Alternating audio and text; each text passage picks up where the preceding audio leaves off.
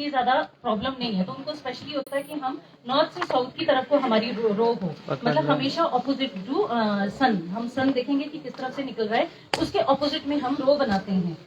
समझ रहे हैं आप इस चीज को ना? जैसे फॉर एग्जांपल ये हॉल है, यहाँ पे हमें एक लेआउट करना है, सूरज यहाँ से निकल रहा है, तो हमारी रो इस डायरेक्शन में ना जाके हमारी इस डायरेक्शन में जाएगी, ऑपोजिट में, किस लिए कि बेटर लाइट सन पेनिट्रेशन हो और उसमें जो लाइट का सन का है वो मैक्सिमम एब्जॉर्प्शन उसमें हो पाए। तो अगर हमें लेआउट करना है कि डिफरेंट सिस्टम है, स्क्वायर सिस्टम है, रेक्टेंगल सिस्टम है, तो वो हम अपने खेत को आधार मान के कि किस तरह से हमें उसमें बनाना है। अब पहाड़ी इलाकों में छोटे छोटे खेत हैं, तो एक ही खेत में एक रो भी हो सकती है, या फिर अगर हमारे पास थोड़े बड़े खेत हैं तो 2 या 3 रो भी हो सकती है। तो जैसे हमने डिसाइड कर लिया कि नॉर्थ और साउथ में हमें जो है वो रो रखनी है और दूसरी डायरेक्शन में हमारे प्लांट रो जाएगी। तो अगर हम बात करें तो ये किस चीज पर निर्धारित करेगा? हमारे फ्रूट प्लांट के 2 भाग हैं, एक है जो भूमि से नीचे का है और दूसरा है जो भूमि से ऊपर का है। तो भूमि से नीचे के भाग में हमारे पास 2 ऑप्शन है, एक है हमारे पास सीडलिंग रूट स्टॉक और एक है हमारे पास क्लोनल रूट स्टॉक। तो मोस्टली जो हिमाचल में एप्पल ऑर्चर्ड्स हैं या स्टोन फ्रूट है, पोम फ्रूट है, वो सभी के सभी जो हैं वो मोस्टली सीडलिंग पे लगे हैं। किस वजह से वो सीडलिंग पे लगे? आज के डेट में जो है हाई डेंसिटी का बहुत ज्यादा कॉन्सेप्ट चल रहा है और एक हमारे पास वर्ल्ड बैंक फंडेड प्रोजेक्ट भी है जिसमें हम हाई डेंसिटी प्लांटिंग पे काम कर रही है।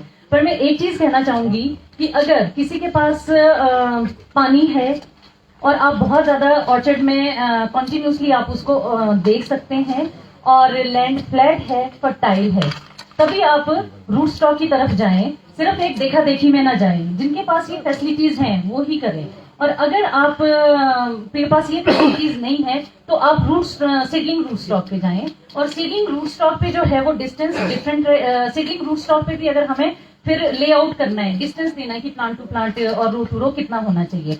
अगर हम एक ट्रेडिशनल ऑर्चर्डिंग की बात करें जो पहले की है, वो कितने पे लगते थे? मोस्टली 6x6 और 5x5 में। तो सीडलिंग और वेराइटी कौन सी थी हमारे पास? डिलीशियस वेराइटीज, रॉयल डिलीशियस है, टॉप रेड है, वांस डिलीशियस है, red gold pollinizer golden delicious है। पर जैसे जैसे क्लाइमेट चेंज हुआ है तो उसके साथ साथ, क्योंकि जब इन वेराइटीज में प्रॉब्लम आने लगी किस चीज की, एक तो स्पर फॉर्मेशन की और दूसरी जो है वो कलर डेवलपमेंट की, तो धीरे धीरे चेंज हुआ, इसीलिए जो है वो स्पर वेराइटीज हैं जो वो इंट्रोड्यूस करनी पड़ी। तो इसलिए जब हम स्पर वेराइटीज लगाएंगे, ये डिलीशियस है, तो जो आपकी प्लांट टू प्लांट डिस्टेंस है वो चेंज हो जाएगा। अगर तो हम लगा रहे हैं सीडलिंग और डिलीशियस ग्रुप तो हमारा स्पेस ज्यादा रहेगा, 4 भी हो सकता है, 5 भी हो सकता है, 6 भी हो सकता है। आज की डेट में जबकि ये लिटरेचर में नहीं है या स्टैंडर्डाइज नहीं है कि 4 है, ये मैं एक प्रैक्टिकल बेसिस पे कह रही हूँ कि अब प्लांट की ग्रोथ उतनी नहीं जाती है जितनी एक टाइम पे जाती थी। आज की डेट में अगर हम देखें क्लाइमेटिकली या हमारी सॉइल एग्जॉस्ट हो चुकी है, बहुत सारे रीजंस हैं इसके लिए, तो हम कंपैरेटिवली थोड़ी सी कम स्पेसिंग पे हम उनको लगा सकते हैं।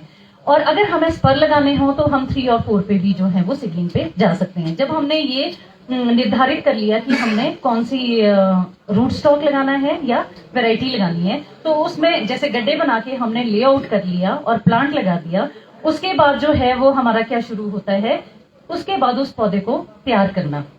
अब क्लोनल रूट स्टॉक की बात करते हैं। क्लोनल रूट स्टॉक में हमारे पास जो अवेलेबल हैं अभी, जो यूनिवर्सिटी की तरफ से एक हमारी पीओपी में भी है, तो वो मोस्टली एम सीरीज और MM सीरीज है। फॉर एग्जाम्पल M9 है, आपके पास M27 है जो ड्वार्फेस्ट है, M7 है और MM106 है, MM111 है, मर्टन 793 है। तो इनकी सबकी जो है वो अपनी अपनी विशेषताएं हैं कि कोई किसी पर्टिकुलर डिजीज के लिए रेजिस्टेंस है, कोई पर्टिकुलर इंसेक्ट के लिए रेजिस्टेंस है। और अगर हमें हाई डेंसिटी प्लांटिंग करनी हो तो हमें ड्वार्फ रूट स्टॉक पे जाना पड़ेगा। पर हम एक चीज इसमें देख सकते हैं कि अगर हम M9 लगाने तो हमें कोशिश करनी चाहिए कि फिर हम उस पे स्पर वेराइटीज ना लगाएं, क्योंकि वो बहुत ही कम, क्योंकि दोनों कॉम्बिनेशन हम बना रहे हैं ड्वार्फ के। मतलब हम इस तरह से कर सकते हैं कि अगर हमारे पास ड्वार्फ रूट स्टॉक है M9 है तो हम थोड़ी सी उस पे जो है वो विग्रस वैरायटी लगाएं, और अगर हम स्पर वैरायटीज लगाना चाह रहे हैं तो हम सेमी विग्रस और विग्रस रूट स्टॉक की तरफ जाएं।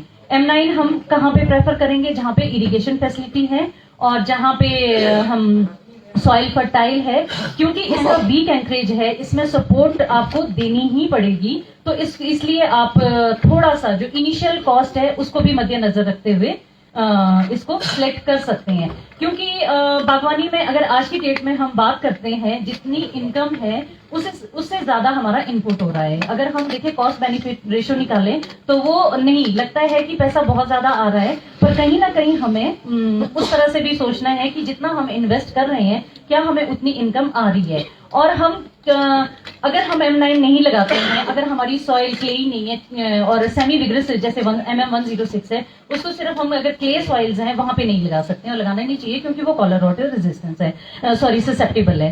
तो वहां पे जो है वो अगर इस तरह की प्रॉब्लम नहीं है तो सेमी विग्रस है वो, तो उसमें हम स्पर वैरायटीज लगा सकते हैं। उसमें आपको इतनी ज्यादा इरिगेशन की भी जरूरत नहीं पड़ेगी, और दूसरा जो है वो सपोर्ट सिस्टम की भी जरूरत नहीं पड़ेगी। मैं एक चीज कहना चाहती हूँ, जैसे हम बात करते हैं इरिगेशन की कि सिर्फ रूट स्टॉक में ही हमें चाहिए। अगर हम जनरली बात करें, अगर हमें एक क्वालिटी फ्रूट चाहिए, अच्छा साइज चाहिए, अच्छी ईल्ड चाहिए, तो इरिगेशन इवन अगर हो सके तो अगर हम सीडलिंग में भी करें तो उसमें भी उतने ही अच्छे रिजल्ट्स आते हैं। ये हम कंपैरिजन कब करते हैं कि एक में हम पूरी मेहनत बहुत अच्छे से कर रहे हैं और सीडलिंग को हम एक बिल्कुल ही निग्लेक्ट करके उस तरह से कर रहे हैं, तब हम कंपैरिजन करते हैं। उतनी ही मेहनत अगर आप सीडलिंग रूट स्टॉक में भी करें और एक तरफ हमारा रूट स्टॉक है, फिर हम कंपैरिजन कहीं ना कहीं कर सकते हैं कि क्या ईल्ड में या क्वालिटी में जो है वो डिफरेंस आ रहा है कि नहीं आ रहा है। अगर अभी जो हम बात कर रहे हैं वो सिर्फ इस बेसिस पे कि एक में हम प्रॉपर इरिगेशन भी दे रहे हैं, प्रॉपर थिनिंग भी कर रहे हैं, क्योंकि पौधे छोटे हैं तो उसमें हम थिनिंग भी करेंगे, और टाइम टू टाइम स्प्रेज भी इसलिए हो पा रही हैं कि वो इजी है मैनेज करने के लिए। और दूसरी तरफ सीडलिंग है, एक बड़ा पौधा है, उसमें आप इरिगेशन ही आपको पता है ये सर्वाइव कर जाएगा, उसमें तो आपको ये डर रहेगा कि ये पौधा मर ही जाएगा आप। और जब ये सीडलिंग की बात होगी तो उसमें कि ये सर्वाइव तो कर जाएगा, अगर थोड़ी सी क्रॉप अच्छी नहीं भी लगी तो कोई प्रॉब्लम नहीं है। पर जब हम इक्वली उसमें भी उतनी ही अटेंशन देते हैं तो कहीं ना कहीं जो है वो हम बहुत अच्छी क्वालिटी और ईल्ड उससे भी ले सकते हैं। क्योंकि अल्टीमेटली जो एक बागवान का मेन मकसद है वो ईल्ड और क्वालिटी ही है कि कितनी प्रोडक्शन आती है और उसमें जो है वो जो प्रोडक्शन है वो कितनी क्वालिटी की है। तो इसके लिए बहुत सारे फैक्टर्स हैं जो रिस्पॉन्सिबल है। सबसे पहले तो क्लाइमेटिक फैक्टर है कि अगर हमारी बारिश टाइम से हो रही है या टेम्परेचर प्रॉपर है तो अच्छी ईल्ड होने के भी और क्वालिटी फ्रूट के भी चांसेस बने रहते हैं। अगर यही चीज बारिश प्रॉपरली, जैसे इस बार है कि बर्फ नहीं पड़ी है, कहीं ना कहीं चिलिंग रिक्वायरमेंट जो है वो पूरी नहीं हुई है, कैलकुलेट नहीं की है, ये नहीं कह सकते हैं कि पूरी नहीं हुई है, क्योंकि इसमें क्या होता है कि 7 डिग्री से नीचे टेम्परेचर रहना चाहिए कितना 1400 घंटे सेब के लिए। पर हमारे पास एप्पल में ऐसी भी वैरायटीज है जिनकी 300 भी है, 300, 400, 500, 600, तो अलग अलग तरह से। तो इसीलिए आज की डेट में अगर हम बात करते हैं जिस तरह से क्लाइमेटिक कंडीशंस चल रही हैं, तो उसमें हम जो है लो चिल वैरायटीज को हम प्रेफर कर सकते हैं, ताकि अगर थोड़ा सा इस तरह की स्थिति भी बनी रहती है तो उसमें जो है हम लो चिल वैरायटीज लगा के हम प्रोडक्शन ले सकें। ये तो उसके बाद जैसे क्लाइमेटिक फैक्टर आ गया, दूसरा पॉलिनेशन का आ गया। आज की डेट में पॉलिनेशन की बहुत ज्यादा प्रॉब्लम है। सबसे पहली बात है कि कोई भी जो पॉलिनेटर्स हैं वो प्रॉपरली हमारे ऑर्चर्ड्स में, अगर हम पुराने ऑर्चर्ड्स देखें, नहीं लगे हैं। गोल्डन डिलीशियस होता था, रेड गोल्ड होता था, जो एक प्रोपोर्शन है कि 33% होना चाहिए। जिस तरह से क्लाइमेट चेंज होता गया उसके बाद आया कि 50% होना चाहिए, तो वो कहीं पे भी नहीं है। अब जब से गाला वेराइटीज आए हैं, गाला के डिफरेंट स्टेन्स आए हैं, तब से थोड़ा सा क्यों, क्योंकि वो एक ऑर्चर्डिस्ट की भी प्रॉब्लम थी कि गोल्डन था वो उतनी ज्यादा अच्छी बिकता नहीं था, तो इस वजह से जो है कि कम लगा के कि हम मेन वैरायटी को, पर कहीं ना कहीं हमने उससे भी एक वो बैलेंस नहीं बन पाया। आज की डेट में हमारे पास वैसी वैरायटीज हैं जिनकी मार्केट वैल्यू भी अच्छी है, तो हम मैक्सिमम जो है वो गाला के स्ट्रेन्स लगा के उनको पॉलिनेशन की प्रॉब्लम को हम दूर कर सकते हैं। पर इसमें जो है वही बात फिर से आगे कि क्लाइमेटिक फैक्टर इसमें भी बहुत रोल प्ले करते हैं। अगर लास्ट ईयर था जब फ्लावरिंग हुई, शायद बहुत सालों के बाद पहली बार ऐसा हुआ जब बारिश नहीं हुई और बर्फ नहीं पड़ी, तो सेटिंग बहुत अच्छी हुई। क्योंकि अगर उस टाइम पे टेम्परेचर 16 से नीचे जाता है तो बी एक्टिविटी बिल्कुल खत्म हो जाती है। वैसे तो अब ऑर्चर्ड में बीज रह ही नहीं गई हैं, जो एक नेचुरली किसी टाइम पे होती थी पॉलिनेशन के लिए, वो आज की डेट में रह नहीं गई है। तो जो टेम्परेचर है अगर 21 से जैसे 24 है एप्पल के लिए, अगर वो उतना है उस टाइम पे, तभी जो है वो अच्छी फ्रूट सेटिंग हो पाएगी। और अगर 16 से कम चला गया तो इवन बी एक्टिविटीज नहीं होंगी, अगर और लो चला गया तो जो है वो पॉलिनेशन नहीं हो पाएगी। पर लास्ट ईयर के अलावा जो पिछले 2 सालों में प्रैक्टिकली देखा है, जहां पे गाला स्ट्रेन्स लगे थे और उसके मैक्सिमम है और उसके साथ में जो है मेन स्टैंडर्ड वेराइटीज थी, तो वो उस कंडीशन में भी जो है वो कहीं ना कहीं, क्योंकि उसकी सिंक्रोनाइजेशन बेस्ट रही एक दूसरे के साथ, और उस कंडीशन में भी क्योंकि पॉलिनाइजर ज्यादा मात्रा में थे तो फिर भी सेटिंग हो पाई। तो इसलिए जो हमें वैरायटी का चुनाव है वो बहुत सोच समझ के करना चाहिए। और एक चीज मैं आज इस मंच के माध्यम से बोलना चाहूंगी कि जो ये एक वैरायटी की बहुत ज्यादा होड़ लगी है, कहीं ना कहीं इस चीज से आप लोग अपने आप को दूर रखें। पांचा जी ने बताया कि हमारे स्टेशन पे जो है हमारा एक फील्ड जीन बैंक है जो प्लांट PVFRA द्वारा फंडेड है न्यू दिल्ली से। उसमें हमारे पास फील्ड जीन बैंक है जिसमें 286 वेराइटीज जो हैं एप्पल की हैं और 79 हमारे पास पेयर की हैं और 50 जो है वो हमारे पास चेरी की वेराइटीज हैं। जब उन वेराइटीज को अगर प्रॉपर टाइम पे आप हार्वेस्ट करें, 5 वेराइटीज को यहाँ सामने रख दें, कोई भी साइंटिस्ट भी होगा वो भी अगर वो फॉर एग्जांपल डिलीशियस ग्रुप की यहाँ 5 रख दो, बहुत मुश्किल हो जाता है बताना कि एक्चुअल में ये कौन सी वेराइटी है। क्यों? क्योंकि हम उसको सही टाइम पे नहीं हार्वेस्ट करते हैं। इसीलिए अब हम शुरू से देख रहे हैं कि एक हमारे पास ब्लश्ड है, एक हमारे पास स्ट्राइप्ड है, तो हमें पता है कि ये कौन सी वेराइटी है और दूसरी कौन सी है। कि हमें पता है कि इसमें तो स्ट्राइप आती नहीं है, स्कारलेट्स पर है, हमें पता है कि इसमें स्ट्राइप आएगी ही नहीं, ये ब्लश्ड है, तो पता है हमें पहले से। पर जब वो स्ट्राइप वाली वेराइटी भी आप फुल मैच्योरिटी पे उसको तोड़ेंगे तो वो आप एक शेप से थोड़ा सा उसे कि स्कारलेट्स पर तो बहुत ही डिफरेंट है कि आप इमीडिएटली उसको पता कर पाएंगे, अदरवाइज कभी भी आप वेराइटीज में जो है वो डिस्टिंग्विश नहीं कर पाते हैं।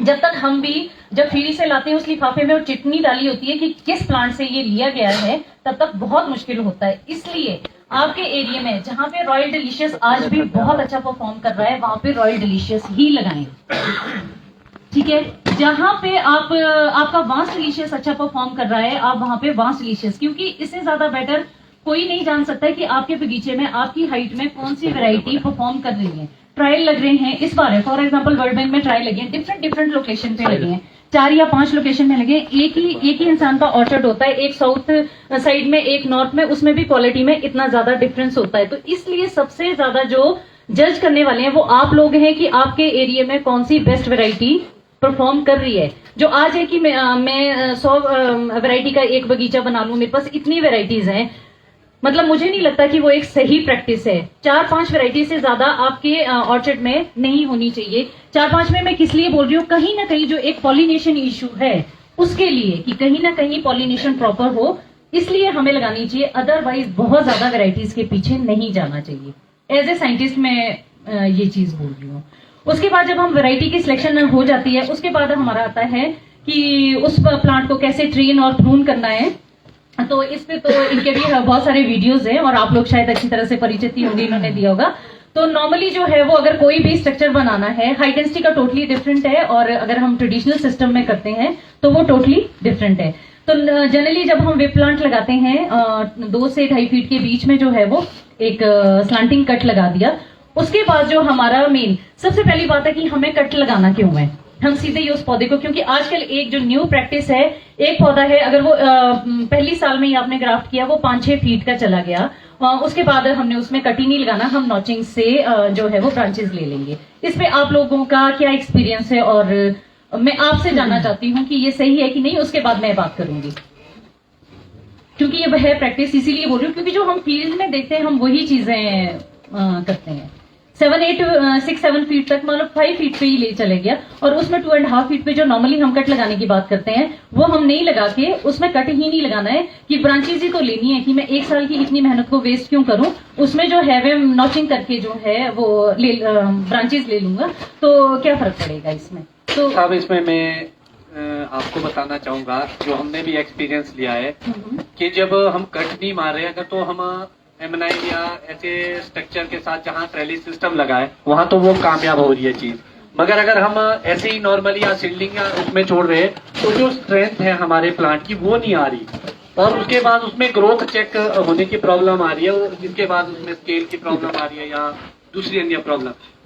हमने भी ये पाया कि अगर फर्स्ट ईयर में कट देना है ना जी वो ज्यादा बेहतर है, क्योंकि स्टेम में और ऊपर में एक बैलेंस आता है जी। जो हमने बाकी तो आप लोग विशेषज्ञ है, मगर जो हमने फील किया है मैं भी कभी नहीं मानता हूँ कि हमें फ्री छोड़ना चाहिए। हाँ, पर ठीक है। आज की डेट में ये प्रैक्टिस है कि इतना बड़ा हो गया, क्योंकि जैसे हाई डेंसिटी का कॉन्सेप्ट आया, हमें कहीं ना कहीं हाई डेंसिटी और ट्रेडिशनल को अलग करना चाहिए।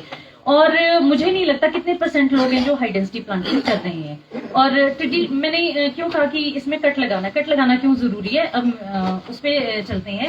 आपने ग्रोथ रेगुलेटर का नाम सुना होगा, बहुत सारा आजकल बहुत चर्चा का विषय भी है। तो कोई भी प्लांट है उसकी जो ग्रोथ होती है वो उन ग्रोथ रेगुलेटर के बेसिस पे ही होती है। नॉर्मली जो है वो 5 ग्रोथ रेगुलेटर्स हैं, ऑक्सिन है, जिब्रेलिन है, साइटोकाइनिन है, और उसके बाद जो है एब्सिसिक एसिड है, वो आता है ग्रोथ रिटार्डेंट में, जो एब्सिसिक एसिड है। उसके बाद आता है इथिलीन जो कि ग्रोथ राइटनिंग एजेंट है। तो ये 5 हैं। जब हम टिप की बात करते हैं तो उसमें जनरली एक टर्म यूज होती है एपिकल डोमिनेंस, मतलब जो एपिकल पोर्शन है ऊपर का, जो टॉप वाला बड है वो डोमिनेट कर रहा है पूरे के पूरे प्लांट की ग्रोथ को, तो उसको हम बोलते हैं एपिकल डोमिनेंस। तो उस बड में क्या होता है, जो वो ऑक्सिन है उसकी मल्टीप्लीकेशन होती है, उस टिप में जो है वो मल्टीप्लीकेशन, या जितनी भी टिप ब्रांचेस भी निकली हैं, तो क्या होता है कि उसका हर एक ग्रोथ रेगुलेटर का अलग अलग काम है। जब वो टिप में, और इनका होता है कि मूवमेंट कैसी है, जैसे फॉर एग्जांपल साइटोकाइनिन है वो रूट टिप में उसकी मल्टीप्लीकेशन होती है, और ये जहां प्रोड्यूस होते हैं ये वहां काम ना करके इनका साइट ऑफ एक्शन दूसरी तरफ को होता है, तो इसकी होती है बेसिपिटल मूवमेंट। ये टिप में प्रोड्यूस हुआ, नीचे की तरफ ब्रांचेस में चलेगा, और ये क्या करेगा, जो आपकी ब्रांचेस निकलनी है उनको इनहिबिट करता है, उनको ये बनने नहीं देता है। इसलिए आपने देखना जब भी आप कट लगाते हैं, जब आप कट लगाएंगे जो पहला बड होगा सबसे पहले वही जो है वो प्रोड्यूस होगा। और ये कट लगाना क्यों जरूरी है, एक पौधे की स्ट्रेंथ को बनाना और प्रॉपर स्ट्रक्चर बनाना। पहले ही साल में जब वो 6 फीट पे चला गया और आपने मतलब उसकी जो एक ग्रोथ है आपने टोटली उसको डिस्टर्ब कर दिया, तो कहीं ना कहीं जो है वो बहुत ज्यादा जरूरी है कि पहले 2.5 फीट पे आपने कट लगाया, उसके बाद जो आपका फर्स्ट बड है सबसे पहले वो स्प्राउट होगा, उसको हम लेंगे एज ए लीडर, और उसके बाद जो उसके नीचे के 3-4 बड हैं वो स्प्राउट होंगे। और ऐसा नहीं है जैसे ही हमारी इच्छा होगी कि चारों तरफ को निकले, नहीं निकलेंगे, कभी 2 भी निकलेंगे, एक साइड को भी निकलेंगे। उसमें जो है जितने भी उस साल निकले हैं उसके बाद उनकी स्प्रेडिंग जरूरी है कि स्प्रेड करना है, और बेंडिंग नहीं करनी है सीडलिंग रूट स्टॉक में, जस्ट स्प्रेड करना है क्रॉच एंगल बनाने के लिए, बाकी उसका कोई पर्पज नहीं है उसमें। आपने जब उसको स्प्रेड कर दिया उसके बाद जो लेटरल्स निकलेंगे उनकी भी जो है वो टॉप जैसे हल्का सा काट दिया, सिर्फ उतना है। अदरवाइज क्या है कि जो हम नॉर्मली ट्रेडिशनल ऑर्चर्ड में देखते हैं जो प्रूनिंग होती है, फर्स्ट ईयर में लगाया 2.5 फीट पे काटा, उसके बाद जो ब्रांचेस निकली जो नेक्स्ट ईयर की प्रूनिंग होगी उसमें वो क्या करेंगे, सारी ब्रांचेस हैं उनके टॉप भी काटेंगे और जितने लेटरल्स होंगे उनको भी काट देंगे, और सारे के सारे वो एक डंडे की तरह खड़े हो जाते हैं। मुझे लगता है कि सबने देखा होगा ये चीज। तो उससे क्या होता है कि जो हमारा फ्रूटिंग एरिया है उसको तो हम बनने ही नहीं दे रहे हैं, हमें तो पहले मेन फ्रूटिंग एरिया चाहिए, हम तो वुड तैयार करते हैं पहले, उसके बाद जो बाहर वाला पोर्शन होता है उसमें हम फ्रूट लेने की कोशिश करते हैं। इसलिए इसमें हमें क्या करना है कि उसको सिर्फ स्प्रेड करना है। मार्च अप्रैल के बाद जब ग्रोथ होनी शुरू हो गई, ब्रांचेस निकल गई, उसके बाद उनको स्प्रेड किया, स्प्रेड करने के बाद उनको एसएच बढ़ने दिया उस साल में। नेक्स्ट ईयर जब हमने उसकी प्रूनिंग करनी है, ऐसा नहीं कि पूरे ऑर्चर्ड में एक जैसी प्रूनिंग होगी, प्लांट टू प्लांट वेरी करती है। फॉर एग्जाम्पल आपका एक प्लांट बहुत अच्छा नहीं चल पाया, उसने बहुत ज्यादा ग्रोथ नहीं ली, जो बेसिक प्रिंसिपल है कि अगर आपको ज्यादा ग्रोथ चाहिए, एक टहनी को हम 3 भागों में बांटते हैं, 25%, 50%, 75%, और एक 100% हो गया कि जहां आपको बिल्कुल थिन आउट करनी है। प्रूनिंग में 2 तरह के कट्स होते हैं, थिनिंग कट और हेडबैक कट। थिनिंग कट में जहां पे एक ब्रांच के ऊपर दूसरी ब्रांच है, नॉर्मली हम उसको काटेंगे, और अगर कोई डिजीज है, किसी में कीड़ा लग गया तो उसको पहले ही काट दो, रेदर देन कि चलो वहीं से काटे नेक्स्ट ईयर देखेंगे, वैसा ना करके उसको काट दिया। उसके बाद ये तो थिनिंग आउट हो गया। उसके बाद आता है हेडबैक, कि हेडबैक हमें करना कितना है, ये किस चीज पे निर्भर करता है कि आपकी प्लांट की ग्रोथ कितनी है। तो जैसे मैंने कहा कि 3 भागों में बांटा, अगर विग्रस ये वेराइटी है और इसकी जो है वो काफी सारी अच्छी ग्रोथ हो रही है तो हम मिनिमम कट लगाएंगे। अगर कोई वैरायटी है उसकी ग्रोथ नहीं ले पाए, क्योंकि जो स्टार्टिंग के 3-4 साल है उसमें है हमने कि ग्रोथ को डायरेक्ट करना है, एक अच्छी शेप देनी है पौधे को। अगर हमने शुरू में गलती कर ली उसको बाद में सुधारना बहुत मुश्किल हो जाता है। इसलिए जो 3-4 वो ब्रांचेस निकली हैं उसमें जब नेक्स्ट ईयर हमारी कटिंग होगी उसमें इस तरह से होगी कि उन ब्रांचेस को देख के कि कितनी है। अगर हमें उनको थोड़ा स्ट्रांग भी बनाना है, स्ट्रेंथ देनी है, तो हमें थोड़ा सा डीप काटना पड़ेगा उनको। अगर हम बिल्कुल टॉप से ही काटते हैं तो वो थोड़ी लेंथी रह जाएगी और जो स्पर फॉर्मेशन है वो भी आगे होगी, तो कहीं ना कहीं थोड़ा सा जो है वो डीप कट देना पड़ेगा। और नेक्स्ट ईयर जो होगा, जो आपका वो लीडर बड़ा होगा, उसमें कम से कम 1.5 फीट का गैप देके सीडलिंग रूट स्टॉक में हम सेकंड कट देंगे। अगर हमने इस बार इस तरफ से कट दिया था, नेक्स्ट ईयर हम इस तरफ से कट देंगे एक प्लांट की ग्रोथ को बैलेंस करने के लिए। और वो हमेशा देख के करें, मतलब इस तरह से नहीं कि कैंचिली काट दिया, क्योंकि हो सकता है इस बार भी हमने यहीं से कट दिया था, नेक्स्ट ईयर हमने फिर से वैसा कट दिया, फिर से जो वो लीडर है वो इसी तरफ को चला जाएगा। तो उसमें जो है हमें ऑल्टरनेट करना है हर साल में। और 1.5 फीट का जब उसके बाद कट देंगे, फिर से पहले साल वाला जैसा प्रोसेस होगा कि टॉप वाली जो ब्रांच निकलेगी वो हमारा लीडर होगा और जो बाकी की ब्रांचेस है वो जो है हमारी प्राइमरी ब्रांचेस होंगी और उसी में ही जो है वो लिटरल्स बनेंगे, सेकेंडरी ब्रांचेस बनेंगी। और इस तरह से जो एक पौधे में है वो कम से कम हम 3 टीयर सिस्टम में बना सकते हैं। और एक जिस तरह से सिंगल लीडर सिस्टम में जो हम बात करते हैं कि क्रिसमस ट्री की तरह, ताकि जो है वो लाइट पेनिट्रेशन जो है वो टॉप से बॉटम तक हमें 3 बार हार्वेस्टिंग ना करनी पड़ेगी। अभी तो सिर्फ हमारा अपर वाला, क्योंकि उसमें सनलाइट अच्छे से मिली है तो साइज भी अच्छा होगा और कलर भी होगा। फिर मिडल की करेंगे, फिर लोअर पोर्शन तो हरा रह जाता है। पर जब हम इस तरह से एक पौधे को तैयार करते हैं और 3 और 4 साल लेते हैं और फल के पीछे नहीं जाते हैं कि मेरे तो आजकल ये भी कंपटीशन है, मैंने पौधा लगाया था मेरी पहले साल में ही फल आ गया। मतलब प्रैक्टिकल चीजें हैं, मैं खुद भी एक ऑर्चिडिस्ट हूँ तो इसलिए हम अच्छी तरह से समझते हैं इन चीजों को। मतलब हर इंसान को है कि मेरे पहली साल में ही आ गया, पहली साल में आपको फल क्यों लेना है? एक जुवेनाइल फेज है, पहले उसको पूरा करने दो जो 3-4 साल है उसका, उसके बाद उसको रिप्रोडक्टिव स्टेज में जब उसमें इतनी स्ट्रेंथ आ गई है, वो इतना स्ट्रांग बन गया है कि वो आपको अच्छी क्वालिटी का अच्छी यील्ड दे सकता है, तब ही आप उसमें फ्रूट लें। सैंपल के लिए नहीं कि मेरा सैंपल आ गया अब मुझे इससे बहुत सारी कलमें बेचनी है, ये चीजें नहीं होनी चाहिए। कहीं ना कहीं पहले आप अपने पौधे को अच्छे से तैयार करो, उसके बाद उसमें फ्रूटिंग लो। और हमेशा जो प्रूनिंग करनी है कि वो अंदर वाले पोर्शन में किस तरह की आपकी सनलाइट पहुंच सकती है उसको ध्यान में रख के करना है, ग्रोथ कितनी लेनी है उसको ध्यान में रख के करना, और स्पर फॉर्मेशन जो है वो किस तरह से होनी चाहिए उसको ध्यान में रख के करनी है। उसके बाद हर साल इसी तरह से हम करते जाएंगे और कुछ सालों के बाद आएगा कि जब स्पर आपका ओल्ड हो जाता है, फिर जो है हमें स्पर रिन्यूअल या स्पर थिनिंग भी करनी है। और जब हम बात करते हैं कि ईल्ड साइज की आजकल बहुत ज्यादा प्रॉब्लम है, पर हम लोग कोई भी थिनिंग नहीं करते हैं। जितने फ्रूट्स, वो एक डर भी होता है कि आगे ड्रॉट लग गया, ये ऑटोमेटिकली गिर जाएगा, तो बट कहीं ना कहीं थिनिंग जो है, अगर हमें क्वालिटी फ्रूट लेना है वो बहुत ज्यादा इंपॉर्टेंट है। जब हम इतना टाइम उसमें देते ही हैं, थोड़ा सा मैन्युअली करें ज्यादा बेटर है। जितने भी हम केमिकल यूज करते हैं ग्रोथ रेगुलेटर में बहुत ज्यादा प्रॉब्लम है कि अगर आपका थोड़ी सी भी कंसंट्रेशन प्लस माइनस होगी वो बिल्कुल नेगेटिव इफेक्ट देता है।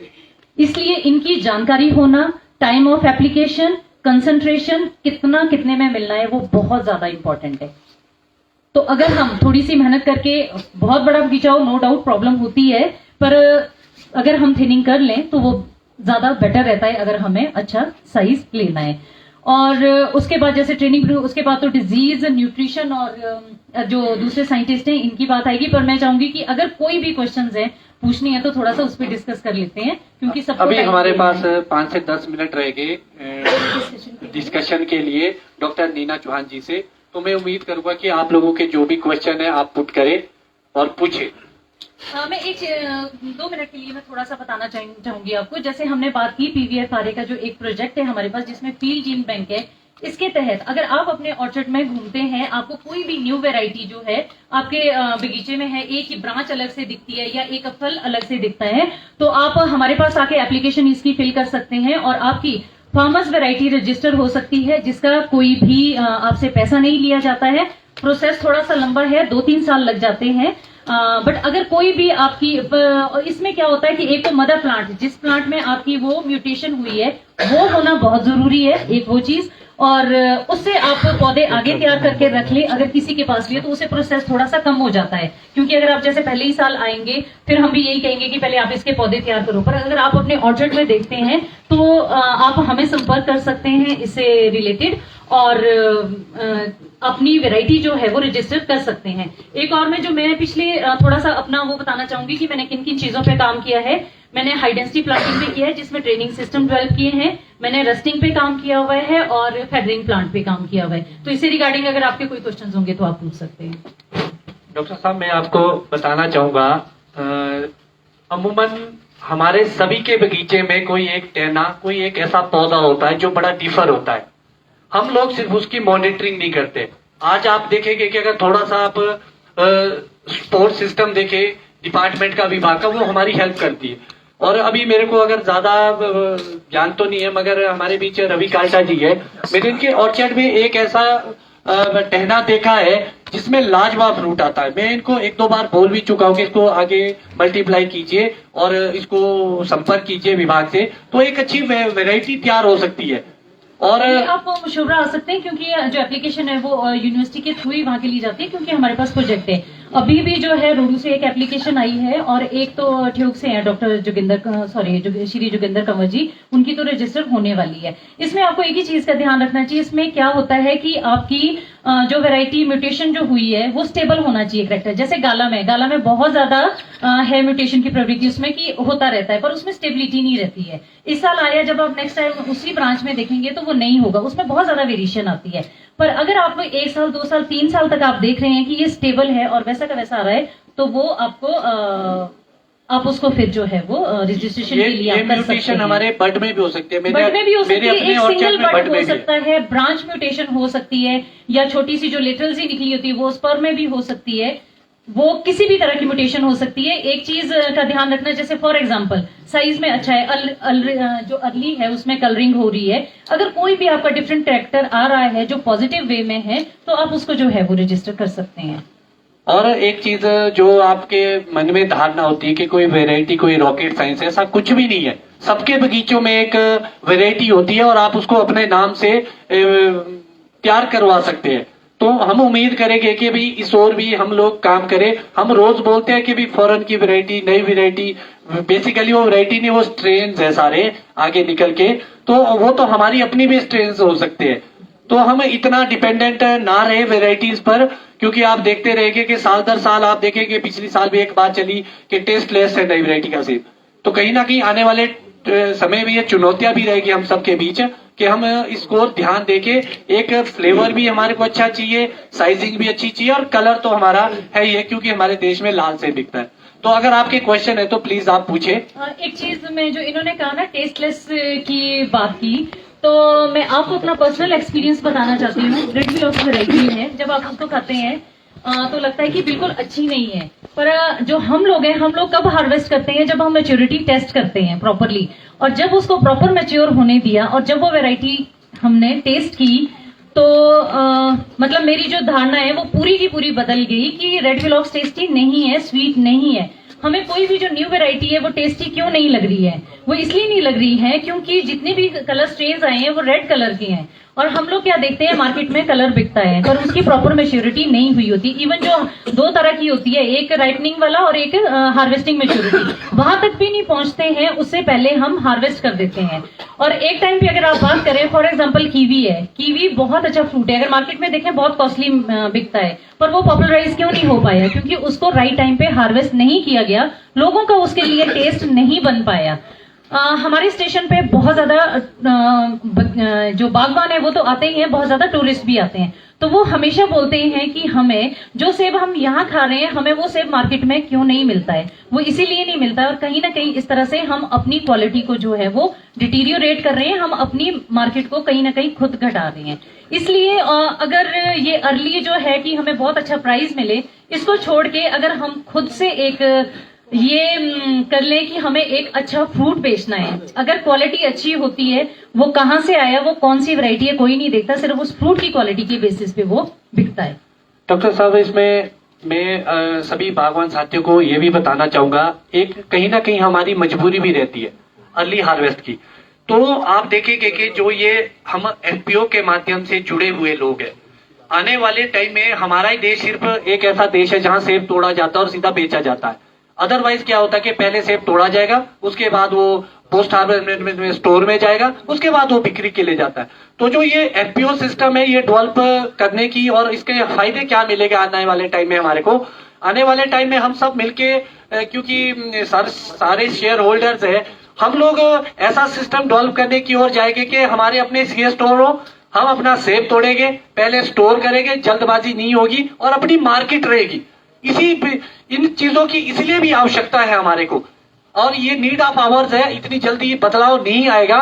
हम अर्ली हार्वेस्ट करना फार्मर की मजबूरी भी है, मगर आने वाले टाइम में हम इस चीज से बचेंगे। और मैं चाहूंगा कि कुछ क्वेश्चन डॉक्टर नीना जी से पूछे तो ज्यादा बेहतर रहेगा।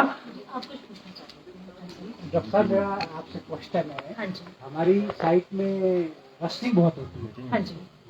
सनी साइट है, हाँ हाँ। रस्टिंग से परेशान है कई सालों से। आपकी फुल उस पे होती है फ्रूट पे, मतलब किस तरह के Early जो हो जाता है, सिम्टम, early जो हो- नहीं जो सिम्टम है वो पूरे फ्रूट पे है नहीं, ऊपर कि लोअर पोर्शन पे है डंडी के कि साथ। डंडी के साथ है। अलग अलग तरह की रस्टिंग है। फॉर एग्जाम्पल, अगर आपको लोअर पोर्शन में एक रिंग बनता है तो उसमें क्या है कि जब फ्लावरिंग हुई है उस टाइम पे फुल फ्लावरिंग में है, अगर टेम्परेचर लो चला जाता है तो वो फ्रॉस्ट इंजरी है कहीं ना कहीं, उसकी वजह से वो रस्टिंग होती है। बिल्कुल एक रिंग बनेगा नाश पाती लोअर है, पोर्शन पाती है में। नीचे। हाँ जी, तो वो इस वजह से होती है। उसके बाद जो है जितने भी कलर स्ट्रेन्स हैं वो सारे के सारे, जितना हाई कलर स्ट्रेन होगा वो थोड़ा सा ये ससेप्टेबल है उसके लिए, जैसे रस्टिंग के लिए। एक तो क्या है, उसका कलर डार्क रेड कलर का वो एकदम से दिखती भी है, पहली चीज। और ये मेनली क्या है कि जो ग्रोथ है, जो आउटर पोर्शन की जो एपिडर्मल सेल है कि उनकी अनइवन ग्रोथ हो रही है। एक तो इसमें मॉइस्चर बड़ा इंपॉर्टेंट रोल प्ले करता है। जो आप डंडी वाली बोल रहे हैं वो मेनली किस वजह से हमारी जो गलत प्रैक्टिसेस हैं वो मेनली स्प्रे की वजह से होती हैं, क्योंकि अगर लंबे टाइम तक वेट या वो चला जाए वेदर और ह्यूमिडिटी उस तरह की हो तो उसमें वो ज्यादा चांसेस रहते हैं। इसलिए स्प्रे करते हुए बहुत ध्यान देना होगा। ये डॉक्टर उषा थोड़े से बताएंगे कि किस तरह का स्प्रे करना है, तो उससे इसे बचा जा सकता है। और एक चीज देखना जो पिछले 3-4 सालों से आ रही है, रस्टिंग की ही प्रॉब्लम आ रही है। वो जो आउटर पोर्शन है सिर्फ उसमें होती है, क्योंकि हमारे पास वो स्टेशन पे सैंपल आते हैं, तो वो सारी स्प्रे की वजह से होती है। एक तो कौन सा केमिकल आप यूज कर रहे हैं, ये आज एक बहुत बड़ी प्रॉब्लम है कि मार्केट में बहुत कुछ बिक रहा है, वो ठीक है या नहीं है, ये सबसे बड़ी प्रॉब्लम है। तो जब उसको बाहर से आप खुर्चेंगे देखेंगे तो वो बाहर का निकल जाता है, तो वो सिर्फ और सिर्फ केमिकल की वजह से है। कहीं ना कहीं जो है वो टॉक्सिसिटी हो जाती है, उस वजह से जो है वो ये जो है रस्टिंग होती है। अगर हम बात करें जो ये रिंग वाली है, ये पूरे फ्रूट में जो हाई कलर स्ट्रेन्स में होती है, चीक्स पे बोलेंगे जिनको, लोअर पोर्शन में रिंग बनेगा, चीक्स पे है, तो वो उसको हम कंट्रोल कर सकते हैं। कहीं ना कहीं जो ये GA4+7 और बेंजाइल एडेनिन है, इनकी अगर हम किंग ब्लूम पे जो है, जो हमने एक एक्सपेरिमेंट किया है 2 साल में, उसमें अगर हम फुल ब्लूम पे 10 ppm का स्प्रे करते हैं और उसको 15 डेज के बाद रिपीट करते हैं, तो रेड विलॉक्स में जिसमें बहुत ज्यादा रस्टिंग है उसमें भी हमने ऑलमोस्ट कंप्लीट कंट्रोल पाया है। डॉक्टर साहब, यहाँ एक और क्वेश्चन जो सभी का है, तो आपके माध्यम से जानना चाहेंगे, क्योंकि मैक्सिमम जो हमारे ऑर्चर्डिस्ट है ना, हमारे सभी लोग जो भी फंगेसाइड्स करते हैं या इंसेक्टिसाइड करते हैं, कुछ और भी करते हैं, मैक्सिमम हायर डोज पे करते हैं। वो भी एक रस्टिंग का हमने बहुत बड़ा रीजन समझा है जी। केमिकल वो है ही है, केमिकल का ओवरडोजिंग हमेशा।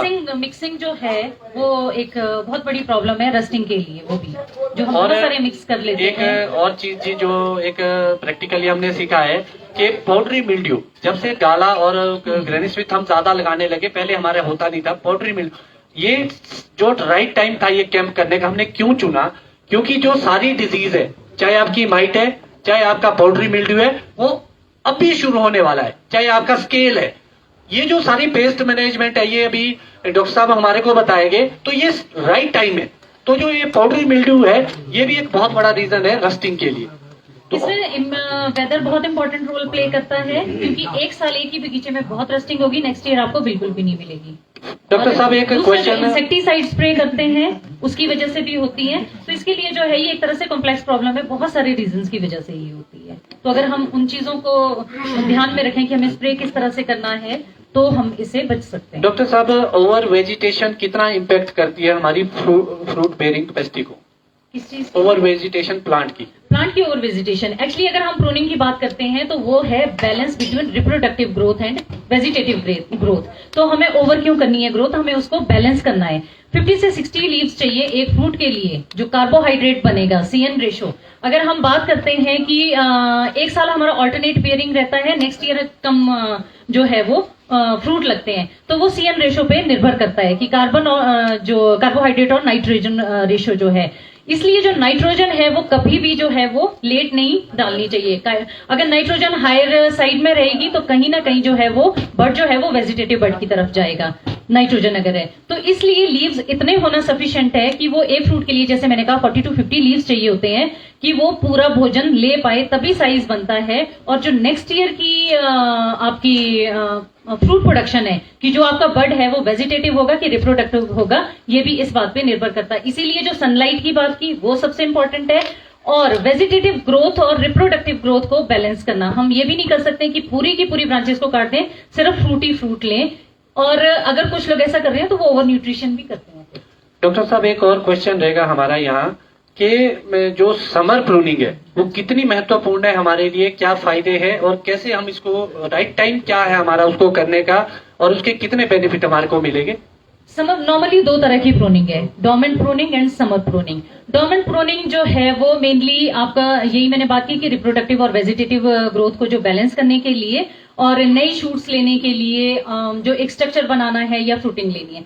समर प्रूनिंग हम नॉर्मली जो डोर्मेंट प्रूनिंग है वो होती है 1 year old वुड पे। 1 year old वुड मतलब कि जो हम मार्च में हमारी ब्रांचेस निकली हैं उन्हीं को हम हेडबैक कर रहे हैं। थिन आउट तो हम 2 से 3-4 साल पुरानी भी कर सकते हैं, पर जो हेडबैक की बात करते हैं। उसके बाद आता है समर प्रूनिंग। समर प्रूनिंग हमेशा करंट सीजन ग्रोथ पे होती है। जो इसी साल हमारी मार्च अप्रैल में शूट्स निकली हैं उनकी जो है हम ये जो है प्रूनिंग करते हैं।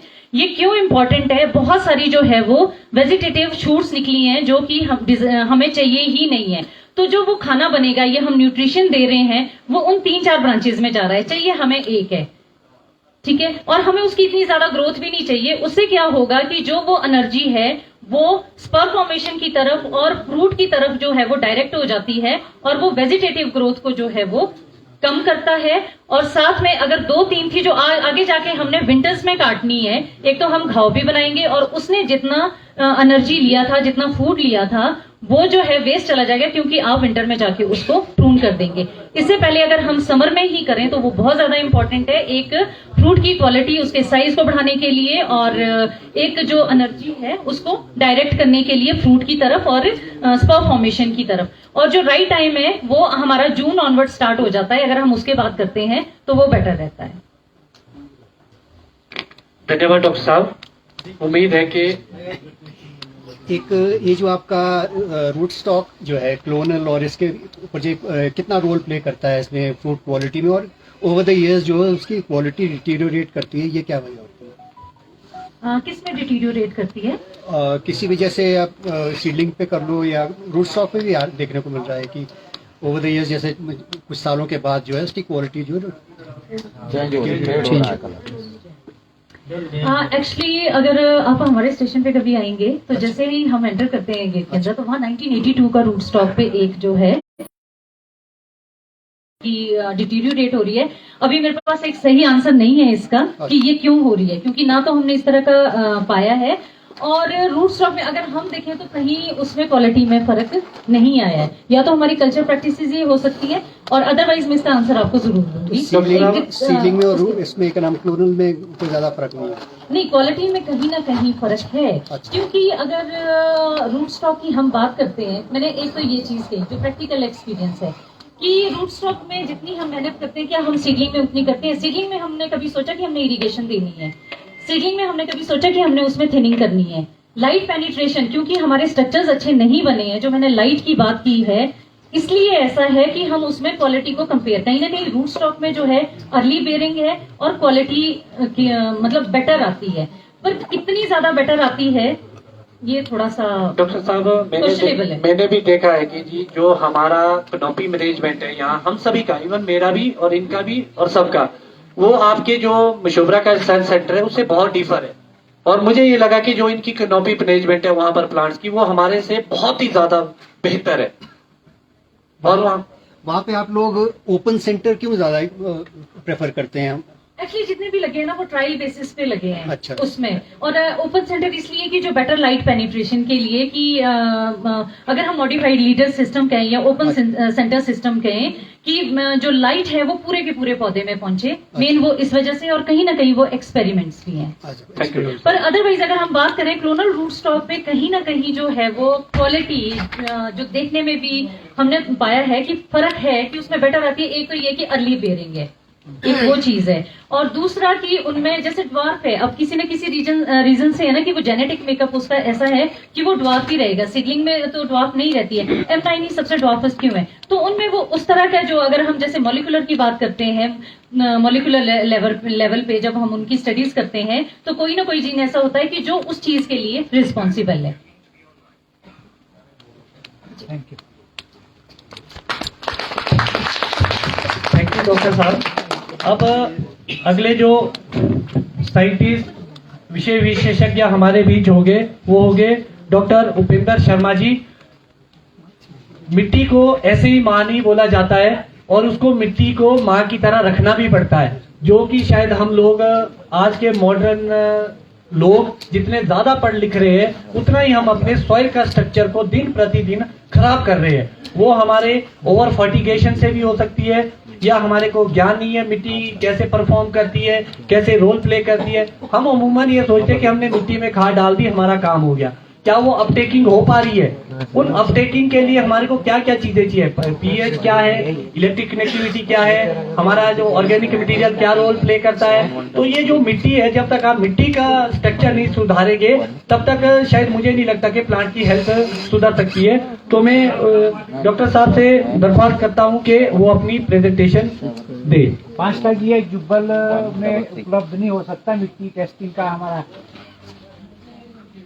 बहुत सारी जगह पर मिट्टी टेस्टिंग का चला है। आप उम्मीद रखिए जिस फार्मर्स प्रोड्यूसिंग ऑर्गेनाइजेशन से आप जुड़े हैं, अगर आप सभी शेयर होल्डर्स का कंपनी के प्रति बढ़िया योगदान रहा, हम सब मिलके अपने एक हाई स्टैंडर्ड की एक टेस्टिंग लैब यही खोलने की हो जाना चाहिए। उम्मीद करते हैं और जल्दी इसको आप लोगों के बीच देंगे। जुब्बल में हो जाना चाहिए इसका। आम आदमी में चोपड़ा नहीं पहुंच सकता।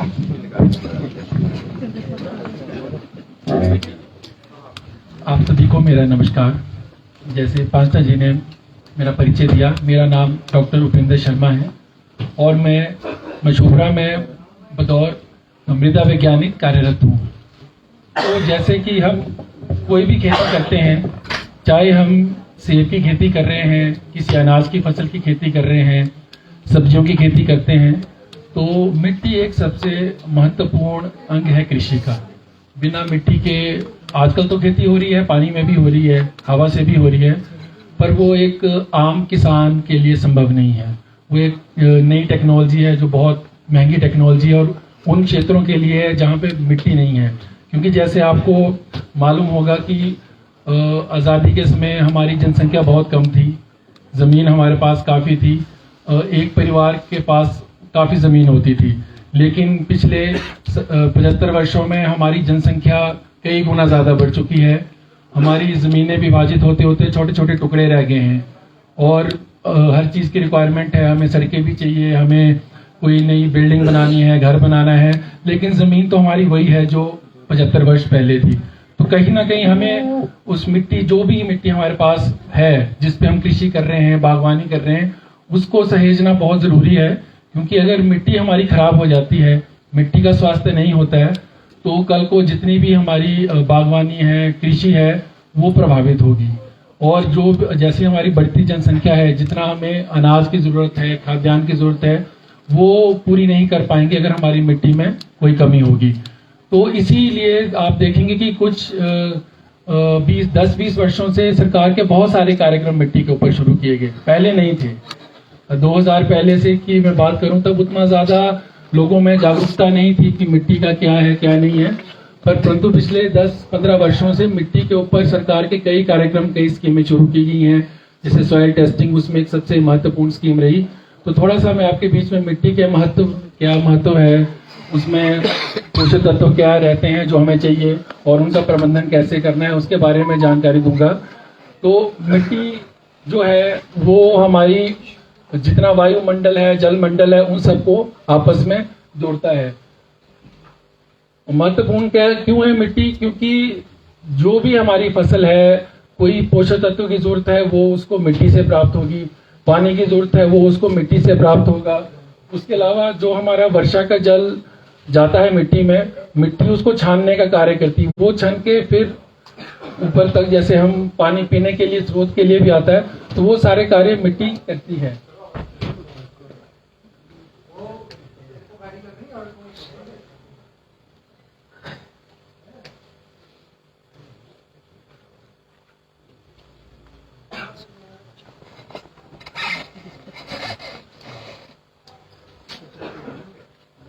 उसके अलावा हमारा एक वायुमंडल में चक्कर है। जैसे आपने देखा होगा, बादल बनते हैं, बारिश होती है, पानी नदियों के द्वारा नीचे जाता है और फिर पौधे लेते हैं, फिर ऊपर वाष्पीकरण होता है। तो वो सारा चक्कर मिट्टी के माध्यम से होता है। मिट्टी में ही हमारे पौधे हैं, चाहे वो फॉरेस्ट के पौधे हैं, एग्रीकल्चर के हैं, हॉर्टिकल्चर के हैं। तो वो सारा जो चक्कर है, जो हमारा वाटर साइकिल जिसको हम कह सकते हैं, वो उसमें मिट्टी एक महत्वपूर्ण रोल प्ले करती है। पोषक तत्व, जितने भी हमारे पोषक तत्व हैं, जैसे हमारा फसल खत्म होती है, पत्ते, जैसे सेब की मैं बात करूं, पत्ते नीचे गिरते हैं, झड़ते हैं, वो पत्ते हमारे नीचे ही मिट्टी में मिलके ऑर्गेनिक के रूप में परिवर्तित होते हैं। फिर वही ऑर्गेनिक मैटर जो है, जो हमारा जैविक पदार्थ बन रहा है, उसमें वो सारे पोषक तत्व जिन हमारी विभिन्न किस्में हैं, जैसे नाइट्रोजन की अलग फॉर्म है, फास्फोरस की है, पोटाश की है, उसमें परिवर्तित होके पौधों की जड़ों के द्वारा वो फिर वापस पौधों तक पहुंचते हैं। तो ये जो हमारा न्यूट्रिएंट का रिसाइकलिंग है, वो भी मिट्टी वो कार्य करती है।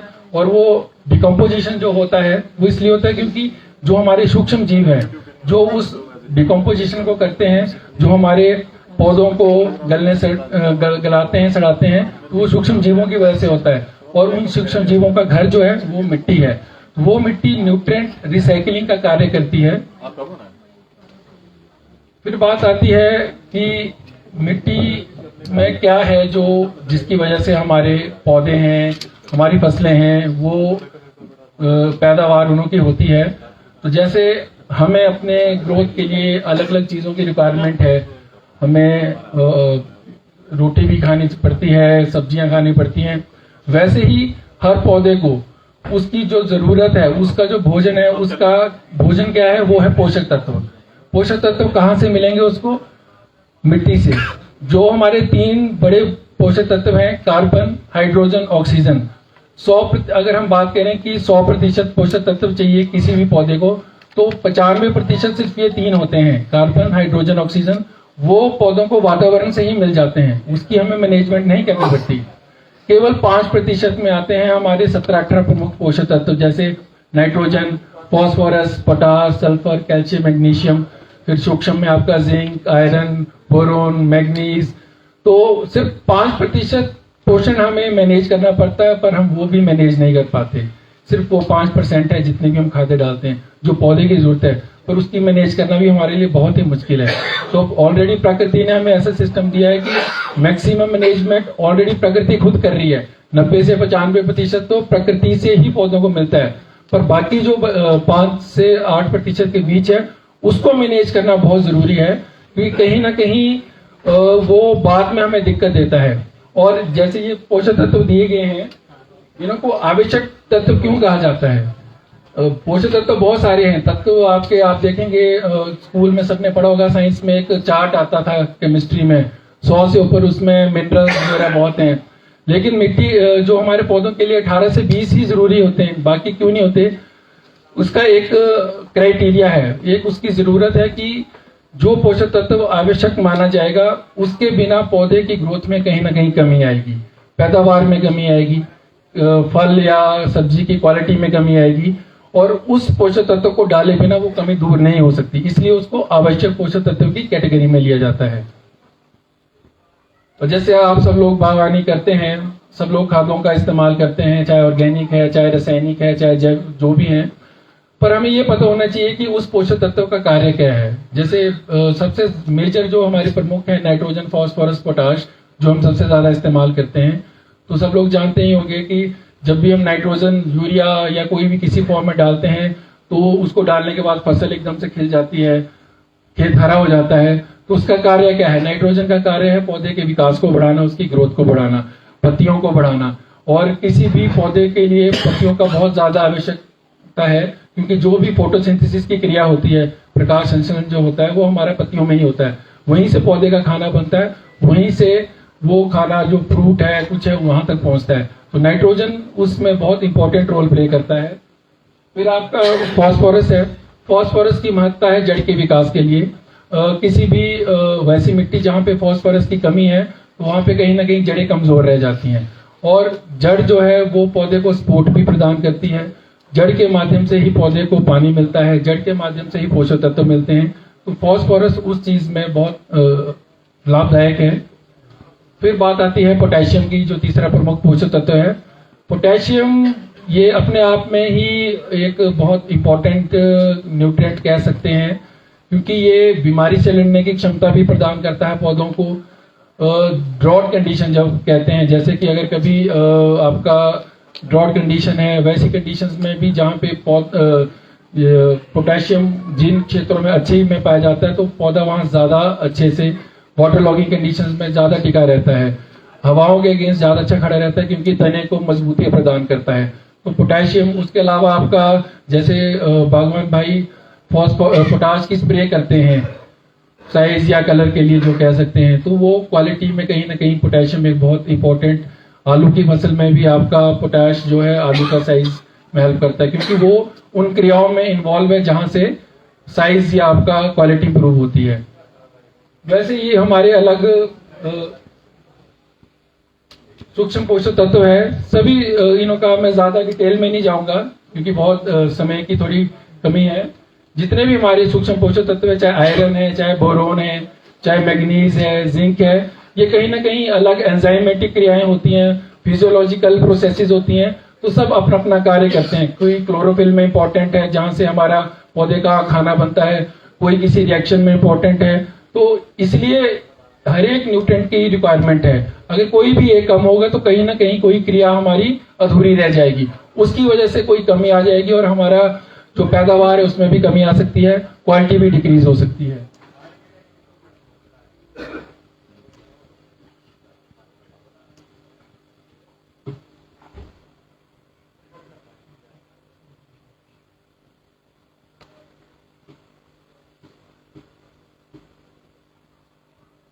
अब बात आती है कि पोषक तत्व आते कहां से हैं। खाद्य तो हमने कुछ वर्ष पहले से डालना शुरू की, चाहे 60 के दशक से। उससे पहले गोबर या वही इस्तेमाल होता था, परंतु उससे भी पहले जब खेती शुरू हुई थी तब तो खाद्य का भी इतना पता नहीं था। तब भी फसल हुई, जब शुरुआत हुई कृषि की तो उस समय भी जो भी फसल लगाई वो कैसे हुई, तो उसका जो हिस्ट्री है, जो हम कहेंगे इतिहास है, जिस चीज से मिट्टी बनती है, मिट्टी बनती कैसे है? मिट्टी बनती है चट्टानों के टूटने से। इस क्रिया में हजारों लाखों वर्ष लगते हैं। जिन चट्टानों के टूटने से मिट्टी बनती है, वही उस चट्टान में जो न्यूट्रिएंट, उसमें ऑलरेडी खनिज पदार्थ हैं, वही टूट के उस मिट्टी के अंदर आते हैं। वो चाहे फिर वो नाइट्रोजन से भरपूर हो, चाहे फॉस्फोरस से भरपूर हो, जिंक से भरपूर हो, वो गुण उस मिट्टी के अंदर आ जाते हैं। जैसे आपने देखा, लगता है कि मिट्टी है, कहीं चिकनी मिट्टी है, लाल मिट्टी है, काली मिट्टी है, वो सारा निर्भर करता है कि किस क्षेत्र में, किस जलवायु में, किन चट्टानों से टूट के मिट्टी बनी। तो वो तो वहां से ऑलरेडी उसके अंदर वो पोषक तत्व आए, परंतु जैसे जैसे हम खेती में करते गए तो पौधों की जरूरत के लिए हमें कहीं ना कहीं कमी आई, तो हमें उसमें मिट्टी में वो पोषक तत्व डालने पड़े। तो 3 प्रमुख चीजें हैं जिसके थ्रू हम पोषक तत्व पौधों को दे सकते हैं।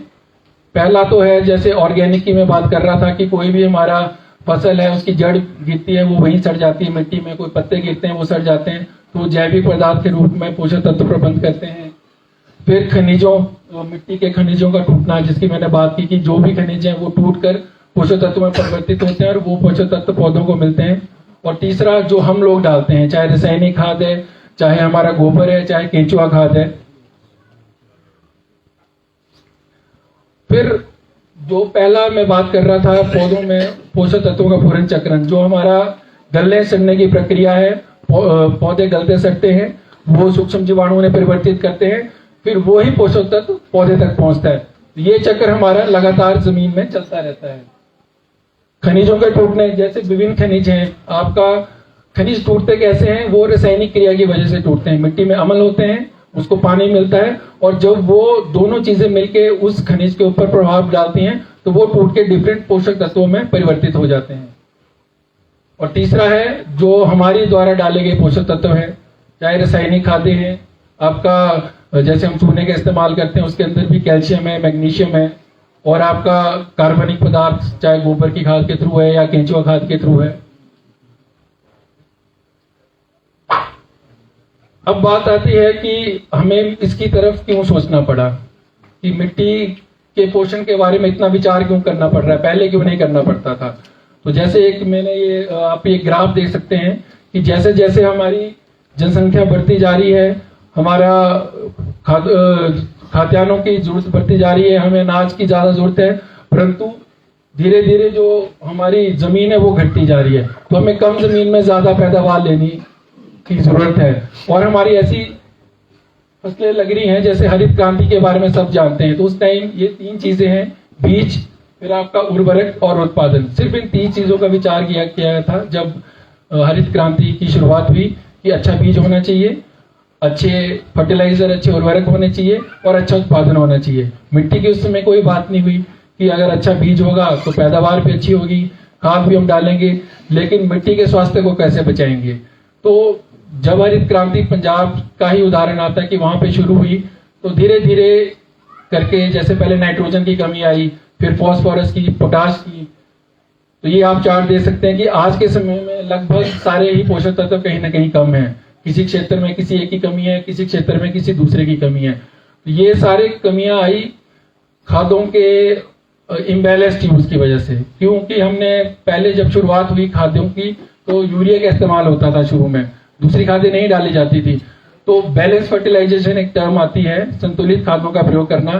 क्या होता है कि जब हम सिर्फ नाइट्रोजन की खाद खेत में डालते हैं तो नाइट्रोजन का रोल है पौधे की ग्रोथ को बढ़ाना, पत्तियों का विकास करना। तो जब पौधा बढ़ेगा तो वो हर चीज जमीन से ज्यादा खींचेगा जितनी उसकी रिक्वायरमेंट है।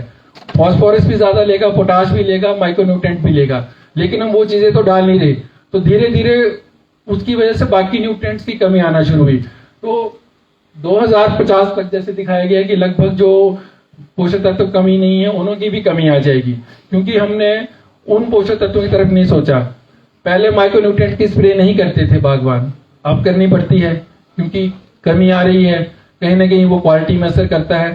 तो इसीलिए हमें जितने भी हमारे पोषक तत्व हैं उनके जितनी भी कमी है उसके लिए हमें आज से सोचना पड़ेगा।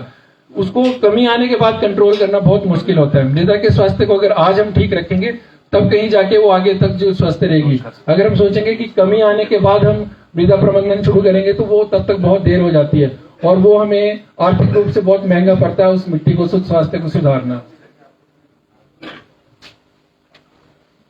तो इस चीज का पता कैसे चलेगा कि मृदा का स्वास्थ्य कैसे ठीक करना है, तो उसके लिए हमें मृदा का परीक्षण कराना पड़ता है। तो जैसे सब लोग जानते हैं आजकल तो काफी जागरूक हैं बागवान किसान, सॉइल टेस्टिंग है, इसके ऊपर सरकार ने 10 वर्ष पहले स्कीम भी शुरू की थी कि हर जगह से सॉइल टेस्टिंग की जाए, क्योंकि टेस्टिंग के द्वारा ही हमें पता चलेगा कि हमारी मिट्टी में क्या चीज कम है, क्या अधिक है।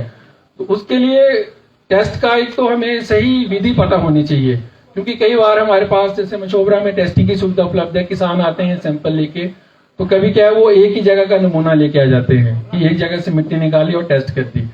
तो इसलिए विधि का सही विधि का ज्ञान होना जरूरी है, क्योंकि टेस्टिंग के लिए कुछ हमारा एक निर्धारित विधि है कि कैसे हमने सैंपल निकालना है, ताकि क्योंकि वो एक सैंपल आपके पूरे हो सकता है किसी का 10 बीघे का बगीचा हो, 20 बीघे का, उस पूरे एरिया को रिप्रेजेंट करता है। अगर हमने वो सैंपल ही गलत लिया होगा तो जो रिपोर्ट आएगी वो भी हमें गलत मिलेगी, क्योंकि उस सैंपल में जो कमी जिस गलत तरीके से लिया गया है तो हो सकता है आपका जो भी वहां से रिपोर्ट में न्यूट्रिएंट के बारे में जानकारी आए वो सही ना आ पाए। तो टेस्टिंग की विधि कैसे नमूना लेना उसका जानकारी होना बहुत जरूरी है। तो जैसे अगर 2 तरह है इसमें, एक तो है आपने सिंपल जो आपका अनाज की फसलें या सब्जियों में नमूना लेने के लिए अलग तरीका है, बगीचे से नमूना लेने के लिए अलग तरीका है। जो नॉर्मल खेत होता है तो जैसे आप इस चित्र में देख सकते हैं कि खेत को हम समान आकार समान भाग में विभाजित करके 8-10 जगह से नमूना लेते हैं एक बड़े खेत से। परंतु अगर आपने सेब में लेना हो तो वो नमूना तौलिए से लिया जाता है। तो तौलिए से नमूना कैसे लेना है, जैसे अगर मान लो आपका एक बगीचा है, अगर उसमें मिट्टी एक समान है, आपका स्लोप ढलान उसमें एक समान है, जलवायु एक समान है, तब उस पूरे एरिया का एक नमूना हो सकता है। परंतु अगर आपके अलग अलग जगह पे बगीचे हैं, मिट्टी अलग अलग प्रकार की है, आपकी प्रैक्टिस अलग अलग है, तो नमूने भी अलग अलग होंगे, आपको अलग अलग सैंपल लेना पड़ेगा। तो अगर एक क्षेत्र हम सिलेक्ट करते हैं कि जहां से हमने सैंपल लेना है, मान लो कि वहां 100-150 पेड़ हैं, जितने भी हैं, तो वहां कम से कम भी 8 से 10 पेड़ों से कम, अगर ज्यादा बड़ा एरिया है तो पेड़ों की संख्या आप ज्यादा भी 15 से 20 भी कर सकते हैं, परंतु 8 से 10 पेड़ों से कम आपको सैंपल लेना है। और उसमें एक चीज ये ध्यान रखनी है कि किनारों जो बॉर्डर एरिया रहता है हमारा, वहां से जितना भी बॉर्डर है वहां से सैंपल नहीं लेना है, क्योंकि जो भी हमारा पानी का बहाव होता है या कुछ होता है वो बॉर्डर की तरफ को ज्यादा जाता है।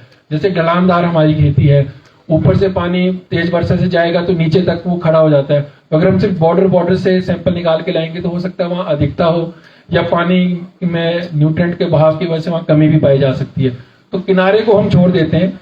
बाकी बचे क्षेत्र से हम इस तरह से पेड़ों को सिलेक्ट करेंगे कि उसमें हर तरह का वृक्ष कवर हो, जिसमें अच्छी पैदावार आ रही है वो पेड़ भी आए, जो एवरेज फल दे रहा है आपको वैसा पेड़ भी आए, और जहां कमी है वो भी आए। तो ऐसे 8 से 10 वृक्ष आपको सिलेक्ट करने हैं कि आपका पूरा एरिया कवर हो जाए, और वहां से आपने मृदा का नमूना लेना है। सैंपल लेना कैसे है, जैसे आप चित्र में देख सकते हैं, वी शेप बोलते हैं कि वी शेप में, और तौलिए के मध्य से, अगर आपका तने से तौलिए के एंड की दूरी 4 फुट है तो 2 फुट से आएगा। खाद्य भी हम उसी क्षेत्र में डालते हैं, तौलिए के मध्य से बाहर की तरफ को। वहां पे आपको 6 इंच से 12 इंच तक आप ले सकते हैं। 6 इंच तो कम से कम लेना ही है, 15 सेंटीमीटर, आप 12 इंच तक भी सैंपल ले सकते हैं। ध्यान ये रखना है कि जड़ों को कोई नुकसान ना हो। और निकालना कैसे, जैसे आप चित्र में देख रहे हैं कि वी शेप जब आप बनाएंगे तो ऊपर से नीचे तक सैंपल खींचना है। ऐसा नहीं खड्डा किया और सिर्फ नीचे से मिट्टी खींच ली, ऊपर से जो आपका 15 सेंटीमीटर है या 1 फुट है, ऊपर से नीचे तक बराबर आपको मिट्टी निकालनी है, और 100 से 150 ग्राम आपको एक जगह से मिट्टी निकालनी है।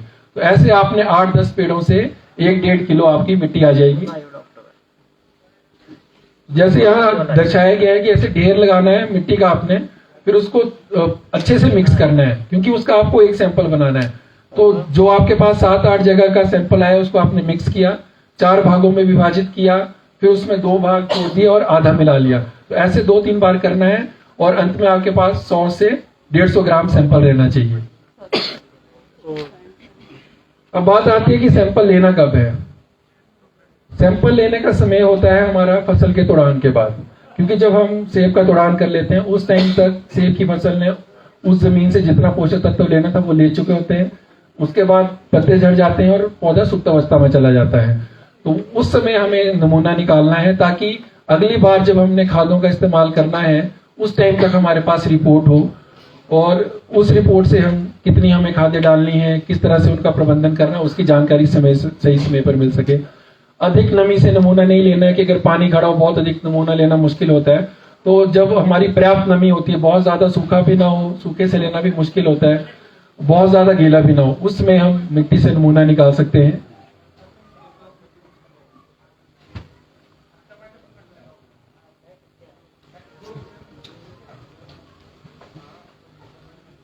सॉइल टेस्टिंग में एक चीज ये जरूर ध्यान रखनी है कि कई बागवान मेरे पास सैंपल लेके आते हैं, वो खाद डालने के बाद सैंपल लाते हैं।